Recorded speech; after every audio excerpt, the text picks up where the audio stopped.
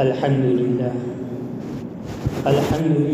نحمده ونستعينه ونستغفره ونؤمن به ونتوكل عليه ونعوذ بالله من شرور أنفسنا ومن سيئات أعمالنا من يهده الله فلا مضل له ومن يضلله فلا هادي له وأشهد أن لا إله إلا الله وحده لا شريك له وأشهد أن سيدنا وسندنا وحبيبنا ومولانا محمدا عبده ورسوله صلى الله تعالى عليه وعلى آله وأصحابه وبارك وسلم تسليما كثيرا أما بعد فأعوذ بالله من الشيطان الرجيم بسم الله الرحمن الرحيم يا أيها الناس اتقوا ربكم الذي خلقكم من نفس واحدة وخلق منها زوجها وبث منهما رجالا كثيرا ونساء واتقوا الله الذي تساءلون به والأرحام إن الله كان عليكم رقيبا وقال الله تعالى يا أيها الذين آمنوا اتقوا الله حق تقاته ولا تموتن إلا وأنتم مسلمون وقال الله تعالى يا أيها الذين آمنوا اتقوا الله وقولوا قولا سديدا يصلح لكم أعمالكم ويغفر لكم ذنوبكم ومن يطع الله ورسوله فقد فاز فوزا عظيما وقال النبي صلى الله عليه وسلم النكاح من سنتي فمن رغب عن سنتي فليس مني أو كما قال عليه الصلاة والسلام صدق الله العظيم. میرے واجب الاحترام میرے بزرگوں اور میرے دوست، اصل میں آج جمعہ کا خطاب مولانا فیصل صاحب کا تھا، لیکن ابھی جمعہ سے ایک گھنٹے پہلے ہی فون آیا کہ وہ کسی کام کے لیے سفر میں چلے گئے، اور اتفاق سے آج کہ جمعہ کی نماز کے بعد ہمارے بہت ہی عزیز مکرم مولانا عبدالرحمن شبیر بھولا ان کا نکاح بھی ہے، تو مناسب اور دل میں خیال آیا کہ اسی عنوان کے اوپر کچھ گفتگو ہو جائے۔ میں نے آپ حضرات کے سامنے قرآن مقدس کی 3 آیت کریمہ کی تلاوت کی اور نبی اکرم صلی اللہ علیہ وسلم کے ایک حدیث شریف کی تلاوت کی۔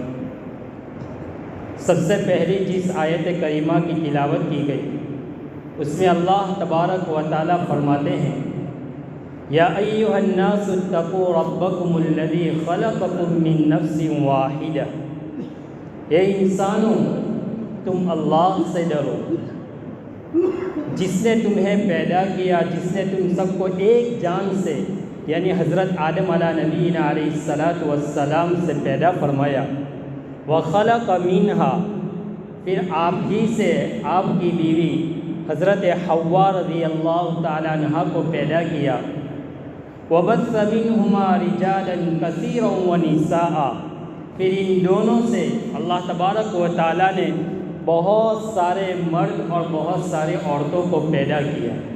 واتقوا اللہ الذی تساءلون بہ والارحام، اللہ فرماتے ہیں تم ڈرو کہ جس کا نام اور جس کا نام کا واسطہ دے کر تم ایک دوسرے سے اپنے حقوق کا مطالبہ کرتے ہو، اور رشتہ داریوں کے حقوق سے ڈرو۔ ان اللہ کان علیکم رقیبا۔ دوسری آیت کریمہ کا ترجمہ یہ ہے، اللہ فرماتے ہیں یا ایھا الذین آمنوا اتقوا اللہ حق تقاتہ، اے ایمان والو تم اللہ سے ڈرو جیسا کہ اس کا حق ہے، حق تقاتہ، ولا تموتن الا وانتم مسلمون، اور تمہاری موت نہ آئے مگر اس حال میں کہ تم مسلمان ہو۔ تیسری آیت کریمہ اللہ فرماتے ہیں یا ایھا الذین آمنوا اتقوا اللہ وقولوا قولا سدیدا، اے ایمان والو تم اللہ سے ڈرو اور سیدھی سچی بات کہو، سیدھی سچی بات کہو۔ وقولوا قولا سدیدا یصلح لکم اعمالکم ویغفر لکم ذنوبکم، اگر تم سیدھی اور سچی بات کہو گے تو کیا ہوگا؟ یصلح لکم اعمالکم، اللہ تمہارے اعمال کو قبول کر لے گا۔ وَيَغْفِرْ لَكُمْ ذُنُوبَكُمْ، اللہ تمہارے گناہوں کو بخش دے گا۔ تو یہ تین آیت کریمہ ہے جو عام طور پر جب نکاح ہوتا ہے تو انہی تین آیت کریمہ کی تلاوت کی جاتی ہے، اور یہ سنت ہے، نبی علیہ السلام کی یہ سنت ہے۔ آپ جب بھی نکاح پڑھاتے تو ان تین آیتوں کو پڑھتے تھے، اور ان تین آیتوں میں ایک چیز قدر مشترک ہے اور وہ ہے تقوی۔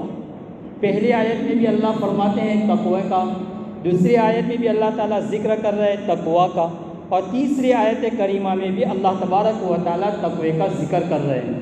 تو بہرحال تقوی ایک ایسی چیز ہے کہ انسان اللہ کا خوف ہو، اللہ کا ڈر ہو تو بہت سارے گناہوں سے وہ بچ جاتا ہے۔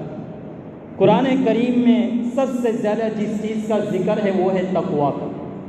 جگہ جگہ کے اوپر قرآن کریم کی ایسی آیت ہے جس آیت میں ایک مرتبہ، بعض آیتیں ایسی ہیں کہ جس میں 2 مرتبہ، اور کچھ آیتیں تو ایسی ہیں کہ ایک ہی آیت میں 3 مرتبہ اللہ تعالیٰ نے بار بار فرمایا کہ اللہ سے ڈرو، اللہ سے ڈرو، اللہ سے ڈرو۔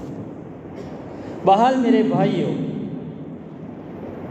ہم نے عبادت صرف نام رکھ لیا ہے چند چیزوں کا، نماز پڑھنا، روزہ رکھنا، حج کرنا، زکوٰۃ دینا، تلاوت کرنا، تسبیح وغیرہ، بس ہم نے اسی کا نام عبادت رکھا ہے، اس سے علاوہ ہم کچھ جانتے ہی نہیں۔ بہت ساری چیزیں ہیں جہاں حقوق العباد ہے وہاں حقوق العباد کے ساتھ معاشرتی حقوق بھی ہے، ان کو بھی ادا کرنا ہے۔ ان میں ایک سب سے بڑی چیز جو ہے وہ یہی میاں بیوی کے آپس کے حقوق، گھریلو حقوق، معاشرتی زندگی کے حقوق، تو یہ چیز ہے۔ تو نکاح جو ہے یہ بہت اہم ہے۔ تمام انبیاء علی نبینا علیہ السلام کے اندر میں نکاح یہ سنت رہی ہے۔ آدم علی نبینا علیہ السلام سے لے کر میرے اور آپ کے آقا جناب محمد الرسول اللہ صلی اللہ علیہ وسلم تک تمام نبیوں کے اندر میں یہ سنت زندہ رہی نکاح، سوائے 2 انبیاء علیہ السلام ایسے ہیں جن کے نکاح نہیں ہوئے۔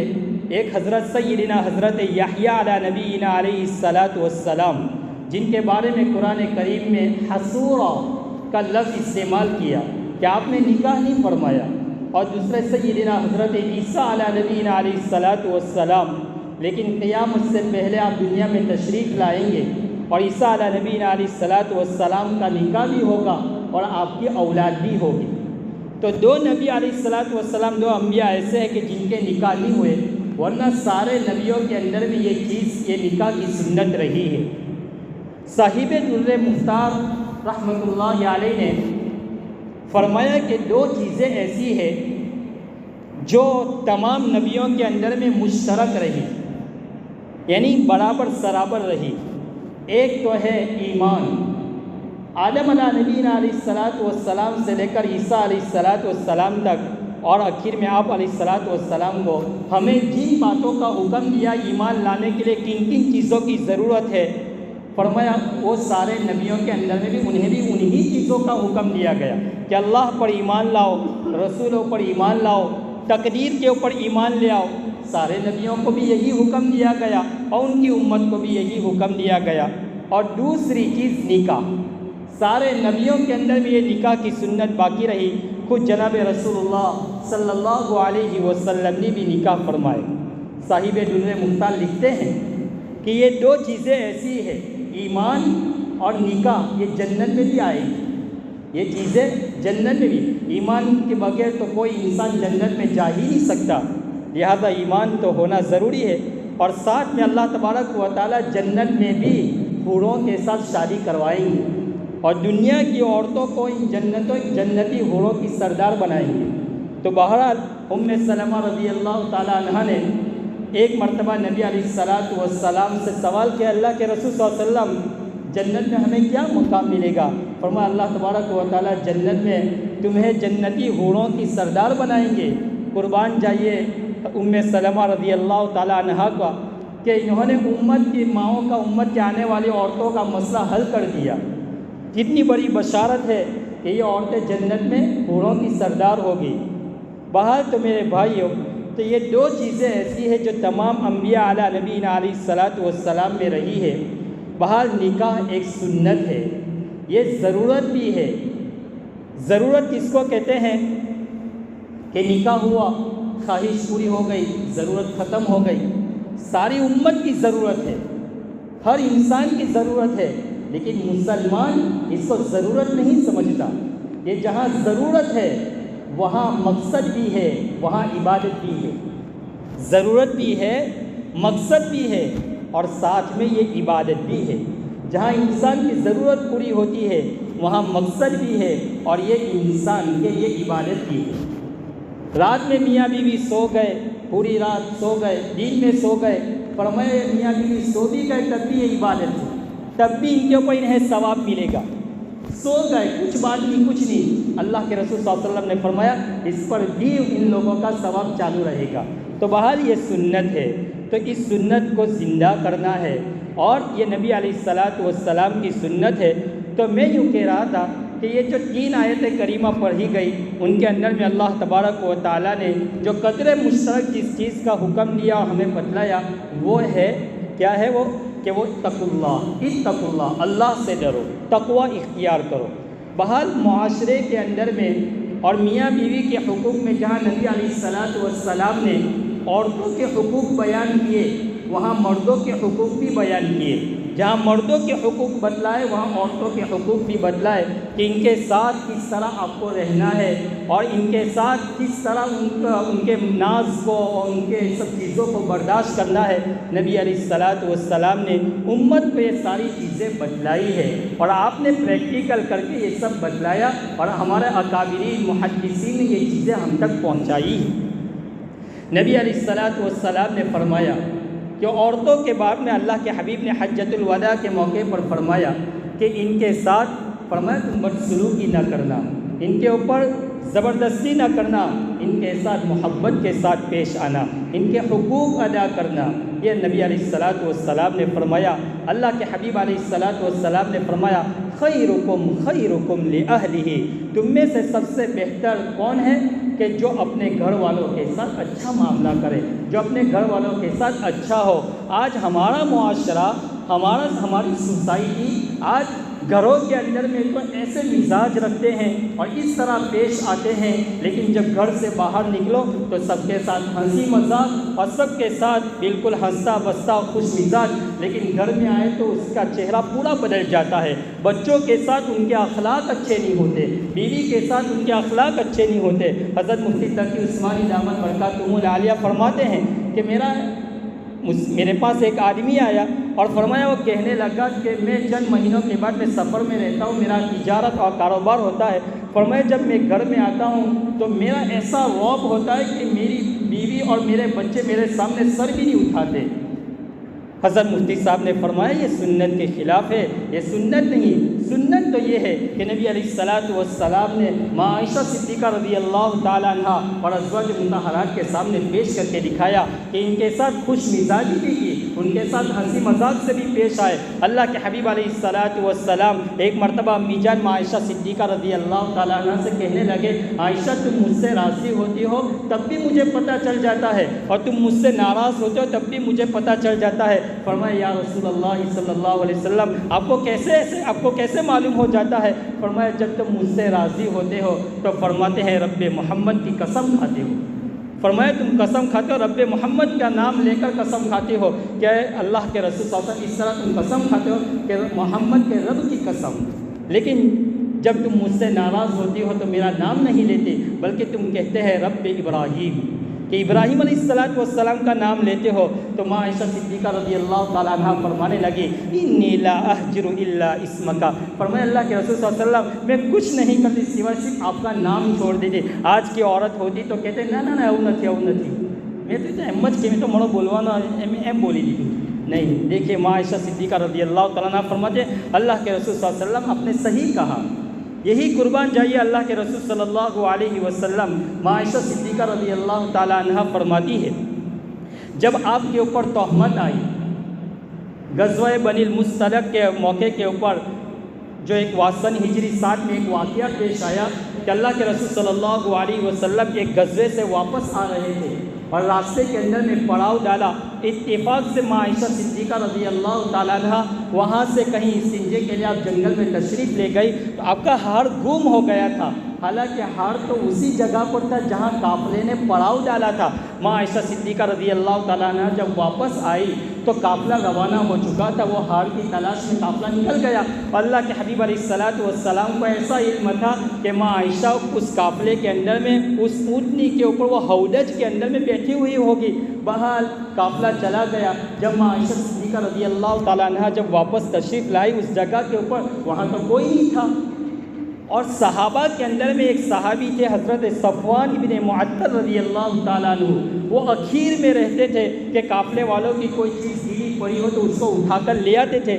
جب دیکھا وہاں پر کہ یہاں پر تو ماں عائشہ صدیقہ رضی اللہ تعالیٰ عنہ جو لحاف کے اندر میں لپٹی ہوئی ہے، فرمایا انہوں نے قریب میں اپنی سواری رکھی اور اس کے اوپر وہ سوار ہو گئی۔